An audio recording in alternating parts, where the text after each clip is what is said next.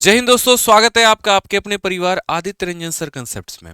तो बहुत ही धमाकेदार तरीके से आप लोग वीडियो को वायरल कर रहे हैं। Set number 1, set number 2, set number 3 सबके दिलों में आग लगा चुका है। और इस समय मेरे भाई बच्चे यहाँ पर बाकी क्लासेस को छोड़ के सिर्फ और सिर्फ सेट के दीवाने हुए बैठे हैं। जिस तरीके से वो कमेंट कर रहे हैं, मतलब यार मजा आ जा रहा है। एक एक वीडियो के ऊपर में 4-4, 5-5 हजार कमेंट, और ये जो है हमारी पूरी टीम का हौसला बुलंद कर चुकी है।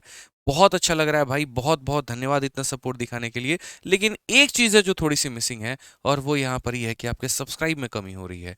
आज की वीडियो का टारगेट हम सब का है यहाँ पर 1.5 लाख, 1,40,000 सब्सक्राइबर हमारे हो चुके हैं। 10,000 और बढ़ाने हैं ताकि 1.5 लाख हो जाए। अब देखिए यहाँ पर आप लोगों के लिए अभी मैं रात के 12:30 में रिकॉर्डिंग कर रहा हूँ, और 1:30 बजे तक रिकॉर्डिंग होगी, 2 बजे तक एडिटिंग होगी, 2:30 बजे तक ये चैनल पर डलेगा। पूरी रात रात भर मैं काम कर रहा हूँ, और सुबह में फिर मुझे जाके जो है ऑफलाइन क्लासेस भी लेनी है। ठीक है। बस कोशिश मेरी क्या है कि हम आपके परीक्षा में जितना हो सके उतना योगदान दे पाएं। तो आपसे भी आपका भाई एक निवेदन करता है कि अपने इस परिवार को जितना बड़ा हो सके उतना बड़ा जरूर बनाएं। इससे हिम्मत बढ़ेगी, और आप लोगों के लिए मेरे भाई और मेहनत करेंगे, और भी काफी सारे कंटेंट आप लोगों के लिए लेकर आएंगे, और बेहतरीन तरीके से इस पे काम होगा। ठीक है। तो चलिए आइए मेरे भाई शुरू करते हैं इसी शब्दों के साथ में। कहने की आवश्यकता ना हो, बस अगले दिन सुबह जब मैं उठूं यहाँ पे, और जब वीडियोस देखूं, अपने तरीके से सब्सक्राइबर्स देखूं, तो इतना कहना कि चलो आज भैया गिफ्ट करते हैं, 1.5 लाख सब्सक्राइबर हो जाते हैं। 10,000 कुछ भी नहीं है मेरे भाई।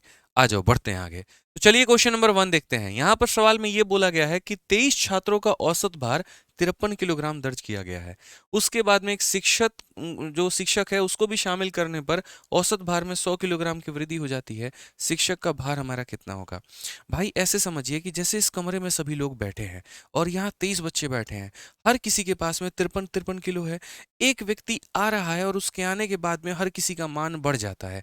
यानी जो आ रहा है वो 53 तो लेकर आएगा ही आएगा, और साथ में सबके लिए लेकर आएगा। मतलब यहाँ पर अगर हम टीचर से उम्मीद करें, तो हम यहाँ पर बोलेंगे कि भैया आपको 53 लाना है, और हमारे सभी बच्चों के लिए 100 ग्राम लेकर आना है। कितने बच्चों के लिए वो लेकर आएंगे? तो 23 बच्चों के लिए 100-100 ग्राम, और खुद के लिए भी, यानी 24 लोगों के लिए 100-100 ग्राम लेकर आएंगे। तो इंटू कितना करेंगे? 24। बट ये तो ग्राम है, और हमें इसको किलो में बदलना है, तो 1000 से हम इसे भाग करेंगे। तो 1000 से भाग करेंगे तो कितना हो जाएगा? 2.4। और 53 में 2.4 जोड़ेंगे तो 55.4। कौन सा ऑप्शन है? सी आंसर है। तो इस तरीके से हम इस सवाल का उत्तर दे सकते थे। ठीक है, समझ गए बातों को? आइए चलिए यहाँ पर क्वेश्चन नंबर 2 पर चलते हैं, और ये सवाल हम देखते हैं क्या बोला गया है। कहा गया है, दो व्यक्ति पी और क्यू के आयु का अनुपात 5 और 7 है। 8 वर्ष के पहले पी और क्यू के आयु का अनुपात 7 और 13 था। तो पी और क्यू का वर्तमान आयु कितना है? मतलब आप यहाँ पर देखोगे तो ये हमारा पी और क्यू का वर्तमान आयु है।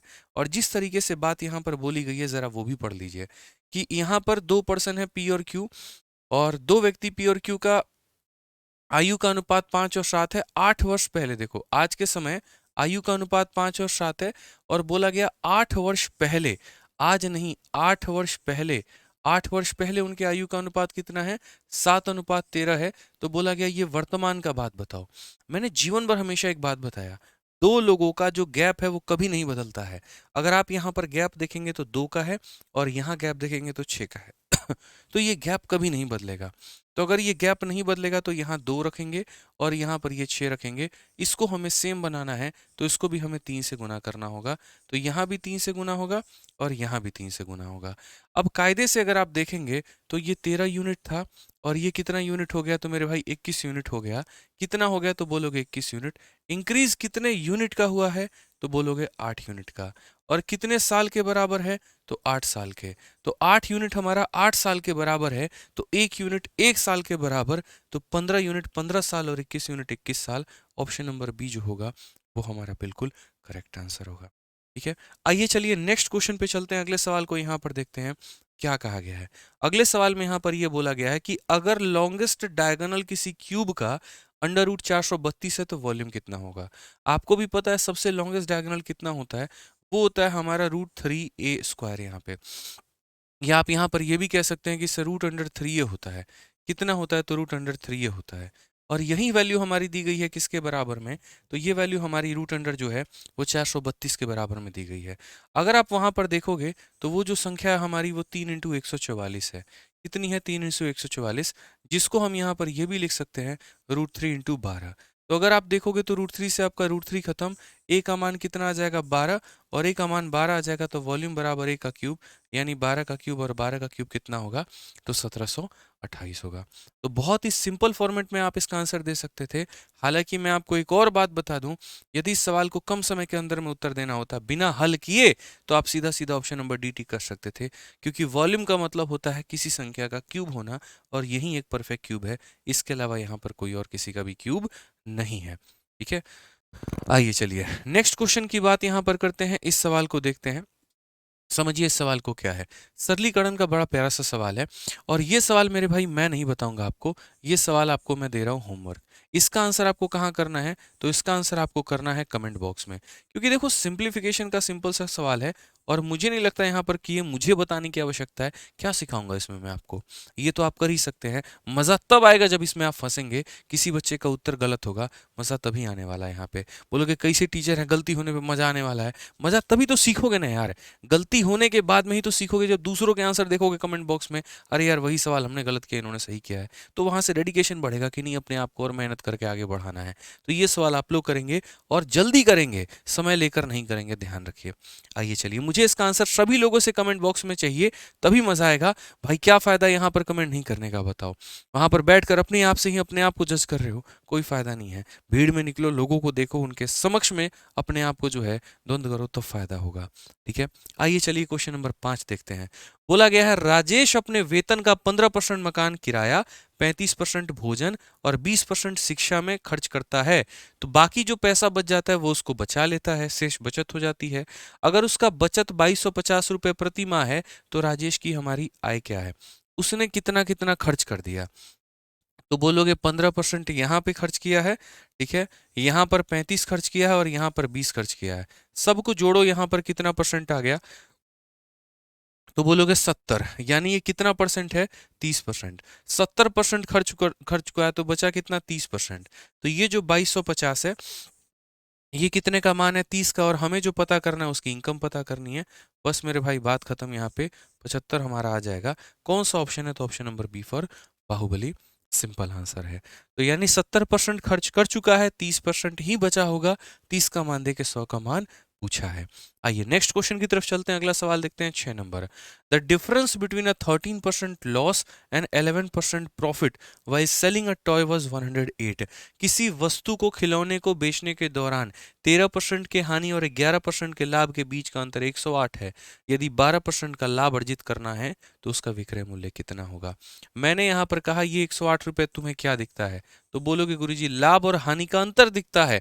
ठीक है, यानी पहले मैं 13 रुपए के कर्जे में था, अब मैं 11 रुपए के प्रॉफिट में हूं, तो मैंने कितना कमाया, तो मैंने 13 का कर्जा भी उतार लिया और 11 रुपए भी कमा लिया, मतलब मेरी कमाई 24% की है। ठीक है, यहाँ पर मैं लॉस से सीधा सीधा प्रॉफिट में पहुंचा हूं।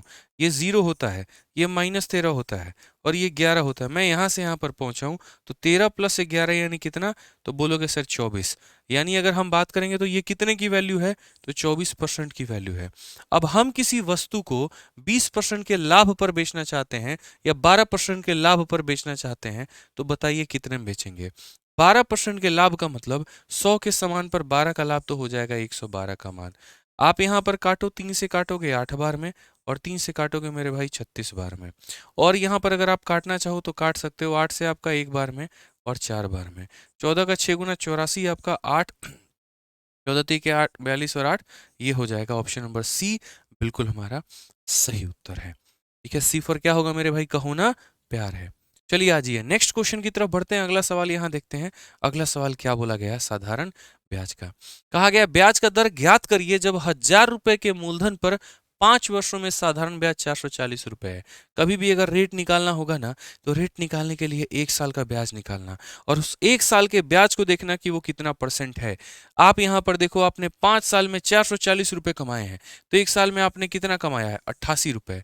अब ये देख लो कि ये 88 रुपए 1000 का कितना परसेंट है, तो क्या बोलोगे सर 88 रुपए बट्टे में 1000 और इंटू कितना हो जाएगा 100, यहाँ पे 88/10 यानी 8.8। तो कभी भी अगर रेट पता करना हो तो 1 साल का ब्याज देख लीजिए और वो 1 साल का ब्याज आपका कितना % होगा वो बता देगा कि आपका रेट कितना है। आइए चलिए, चक्रवृद्धि ब्याज का बड़ा धांसू सवाल, यहाँ पे समझिए सवाल में क्या बोला गया है। कहा गया है एक व्यक्ति ने प्रतिवर्ष 5% की दर से चक्रवृद्धि ब्याज पर 80,000 रुपए की राशि का निवेश किया और संचित ब्याज जो रहा वो 8200 रुपए रहा, तो वर्षों की समय की अवधि ज्ञात करिए कितना होगा। भैया बड़ा बढ़िया सवाल है। आप इस सवाल को कई सारे तरीकों से कर सकते हो। इस सवाल को आप रेशियो मेथड से कर सकते हो, इस सवाल को आप परसेंटेज मेथड से कर सकते हो। सवाल यही तो है, 80,000 रुपया लगाए थे और 8200 का हमको ब्याज मिल गया, 5% का रेट था, तो बताओ यहाँ पर जो मेरा समय है वो कितना है। हमने कहा यार जो भी तुम्हें ब्याज मिला है देख लो कितना % है, तो 8,200 का आपको ब्याज मिला है और कितने के ऊपर में मिला है, तो 80,000 के ऊपर में मिला है। इनटू कितना करोगे तो 100%। तो इससे क्या पता चल जाएगा, इससे ये पता चल जाएगा यहाँ पर कि लगभग जो है यहाँ पर अगर हम बात करें तो ये 10.25% का तुम्हारा ब्याज है। कितने का ब्याज है, 10.25% का ब्याज है, यानी हमें इतने का ब्याज मिला है। अब सबसे बड़ी बात यहाँ पर, एक साल में तुम्हें ब्याज मिलता है 5% का, तो इतना ब्याज प्राप्त करने कितने साल लगेगा, 2 साल लगेगा। क्यों, क्योंकि मैंने आपको टेबल याद करवाया है। 5% का 2 साल का सक्सेसिव 10.25% बनता है। अब मैं आप लोगों से ये पूछना चाहता हूँ, कमेंट बॉक्स में मुझे बताइए 5% का 3 साल का सक्सेसिव कितना होता है और 5% का 4 साल का सक्सेसिव कितना होता है। अच्छे से आप लोगों को पढ़ाया है, आज ही पता चल जाएगा कि मेरी बातें कितने बच्चों को याद हैं और कितने बच्चे फॉलो करते हैं। जल्दी कमेंट बॉक्स में लिख के बताइए 5% का 3 साल और 5% का 4 साल का चक्रवृद्धि ब्याज कितना होता है। जल्दी बताइए भाई। आइए चलिए 9 नंबर सवाल में चलते हैं और सवाल को पढ़ते हैं। क्या बोला गया है, दो संख्याएं p और q इस प्रकार से है कि 8% ऑफ p और 4% ऑफ q का जो सम है वो बराबर है 2/3 5% ऑफ p और 7% ऑफ q के। तो यहाँ पर p और q का रेशियो बोला है। अगर हम यहाँ देखेंगे तो क्या बोलेंगे, बोलेंगे 8% ऑफ किसका मेरे भाई, p। नेक्स्ट हम बात करेंगे तो 4% ऑफ किसका यहाँ पर, q। तो इन दो लोगों का जो सम है वो हमारा बराबर है किसके, 2/3 के। और किसके यहाँ पर, तो 5% ऑफ p हो गया और हमारा क्या हो गया यहाँ पर, तो 7% ऑफ हमारा q हो गया और हमारा क्या हो गया यहाँ पर 7% ऑफ q। अब असल में भाई देखो सच बताऊं, ये परसेंट देके दिमाग खराब किया गया है और कुछ नहीं है। आप इसके परसेंटेज को नेगलेक्ट मारो भाई, जरूरत ही नहीं है। फालतू का परसेंट परसेंट परसेंट परसेंट बहुत हो गया, परसेंट नहीं चाहिए कोई परसेंट। 3 × 8 हमारा कितना हो जाएगा 24p और 3 × 4 हमारा हो जाएगा 12q बराबर हमारा हो जाएगा 10p और प्लस हमारा हो जाएगा 14q। 24 में से 10 गया तो हो जाएगा 14p और 14 में से 12 गया हो जाएगा 2। रेशियो भाई ले लो यहाँ पे, p/q का रेशियो 1/7 है। करेक्ट आंसर है ऑप्शन नंबर जो सी है, बिल्कुल हमारा सही उत्तर है भाई। समझ गए आप यहाँ पे, ठीक है। तो इस तरीके से ध्यान देना है छोटी छोटी चीजों को लेकर। जो डेटा बिना काम का है, फालतू का है, उसको क्यों लेके चलना, नेग्लेक्ट करते हैं ना भाई, ठीक है। आइए चलिए नेक्स्ट क्वेश्चन यहाँ पर। वीडियो वीडियो पसंद आ रही होगी भाई तो वीडियो को लाइक करते रहना और अपना सपोर्ट जताते रहना और चैनल को सब्सक्राइब करना है। याद है ना क्या कहा है, 1.5 लाख का परिवार हो जाना चाहिए अगली वीडियो के पहले, तब वो मेरे लिए आप लोगों के लिए असली गुरु दक्षिणा होगी, असली गिफ्ट होगा आप लोगों की तरफ से मेरे लिए, ठीक है भाई। तो कर देना प्लीज यार, ठीक है। 1.5 लाख, 10,000 ही कम है, 10,000 कर दीजिएगा जल्दी। आइए, एलिस, बॉब और चार्ली एक कंपनी में भागीदार हैं। एक विशेष वर्ष के दौरान एलिश को लाभ का 1/3 भाग मिलता है और बॉब को जो है वो लाभ का 1/4 भाग मिलता है और चार्ली को शेष भाग मिलता है जो कि 5,000 रुपए है। एलिश को कितना लाभ मिला है, कितने लोग हैं यहाँ पर, तो एक हमारा ए हो गया, एक हमारा बी हो गया, एक हमारा सी हो गया। During a particular year Alice got 1/3 of the profit, इसको प्रॉफिट का कितना मिलता है, 1/3। उसके बाद में यहाँ पर जो है बॉब को 1/4 मिलता है, यहाँ पर 1/4 हो जाएगा और जो रिमेनिंग है ना वो यहाँ पर इसको मिलता है। हमेशा मैंने आप लोगों को एक बात कहा है कि जब भी ऐसा कहानी आता है, आप यहाँ पर प्रॉफिट को एक ऐसा वैल्यू मानो जो 3 से भी कट जाए और 4 से भी कट जाए, यानी 12। कितना मानना है आपको, तो बोलोगे गुरुजी 12। अब यहाँ पर देखो 12 है तो 12 का आप 1/3 करो तो कितना हो जाएगा, तो बोलोगे सर 4, यानी यहाँ पर इसको कितना मिल रहा है, तो इसको मिल रहा है 4। उसी तरीके से 12 का 1/4, तो 1/4 करोगे मेरे भाई 12 का, कितना आएगा 3, तो ये कितना हो गया 3। 12 में 4 इसके पास है, 3 इसके पास है, 7 निकल गया, बचा कितना 5, वो यहाँ पर हमारे पास में है। किसके पास में? सी के पास में। अब जरा क्वेश्चन में देखना क्या बोला गया है। बोला गया है चार्ली को 5000 मिलता है तो एलिस को कितना मिला होगा। 5 की वैल्यू भाई 5000 है, तो 4 का मान कितना होगा यहाँ पर, ये बताओ। 4000 होगा। सिंपल सी बात है यहाँ पर, क्योंकि जिस अनुपात में यहाँ पर प्रॉफिट होता है उसी अनुपात में इन्वेस्टमेंट भी होता है। हालांकि इसमें उसकी जरूरत भी नहीं थी। 5 का मान 5000, 4 का मान 4000, बस यहाँ पर बात खत्म मेरे भाई। आओ 11 नंबर सवाल देखो। 11 नंबर सवाल में क्या बोला गया है। कहा गया है कि एक 15% के डिस्काउंट देने के बाद में, यानी पेन के एक सेट के अंकित मूल्य पर 15% का बट्टा देने के बाद खरीदार इसकी कीमत 1751 रुपए देनी पड़ती है, तो पेन का सेट का अंकित मूल्य कितना होगा। यानी ये जो 1751 है, ये कैसी कीमत है, तो डिस्काउंट के बाद की कीमत है। यानी 100% के सामान पर 15% का डिस्काउंट देने के बाद जो कीमत आती है, ये उसका मान है। यानी यहाँ पर कितने का मान है, तो 85 का। हमें पता कितने का करना है, तो 100 का मान पता करना है।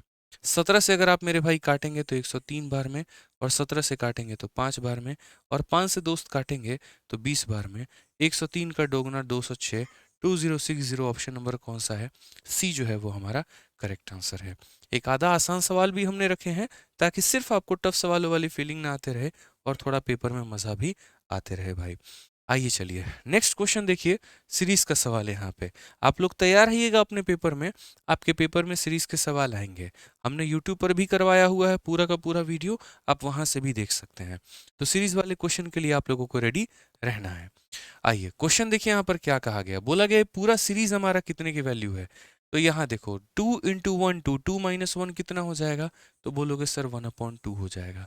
अगले में देखो यहाँ पर 3 में से 1 गया तो कितना हो जाएगा, 2/3 हो जाएगा।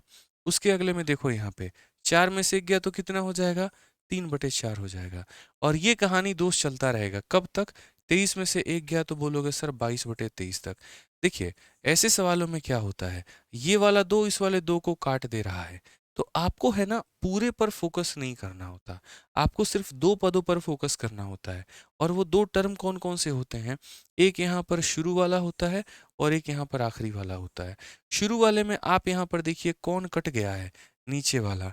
तो मेरे भाई आखिरी वाला जो होगा ना यहाँ पे, इसमें ऊपर वाला कट गया होगा। इस बात को ध्यान रखना। बोलोगे कैसे, इसके पीछे वाला जो टर्म होगा वो 21/22 होगा और उसके 22 ने इसको काट दिया होगा यहाँ पे। तो बस हम आसान भाषा में बोले, अगर इसका न्यूमरेटर बच गया है तो यहाँ पर इस बात का ध्यान रखना, आखिरी वाले का डिनोमिनेटर का बचना बहुत ज़रूरी है, तभी फ्रैक्शन बन पाएगा, अन्यथा फ्रैक्शन बन ही नहीं सकता। तो करेक्ट आंसर कितना होगा, ऑप्शन नंबर ए होगा भाई। इस बात पे फोकस करना है। आइए चलिए नेक्स्ट क्वेश्चन की बात करते हैं, अगला सवाल देखते हैं। अगला सवाल यहाँ पर क्या है। सवाल में यहाँ बोला गया है कि 40 मीटर लंबे तथा 30 मीटर चौड़े एक आयताकार मैदान के चारों ओर में 2.5 मीटर चौड़ा रास्ता है। 3.5 रुपए के प्रति वर्ग मीटर की दर से रास्ता बनाने पर और घास लगवाने का खर्चा कितना होगा। सारे ऑप्शन को प्यार से देखो, ऑप्शन नंबर ए को टिक करो, आगे बढ़ो। बोलोगे ऐसा काहे की है, सिंपल सी बात है, मुझे खर्च निकालना है। तो खर्च निकालने के लिए मुझे एरिया इंटू रेट करना होगा। एरिया न जाने मेरा कितना आया, लेकिन इतना ज़रूर पता है कि रेट के लिए मुझे 3.5 से गुना करना होगा। 3.5 का मतलब 7 का मल्टीपल, और एक ही ऑप्शन यहाँ पर 7 का मल्टीपल है, इसके अलावा कोई और ऑप्शन है भी नहीं।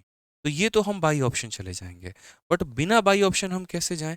तो बिना बाई ऑप्शन जाने के लिए आप समझिए, ये आपका पार्क है, ये क्या है आपका, वो पार्क है।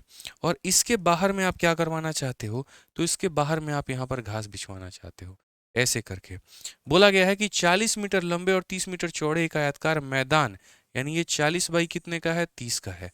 और यहाँ पर आप कितना, 2.5 मीटर चौड़ा एक रास्ता है, ये 2.5 मीटर चौड़ा ये रास्ता है यहाँ पे।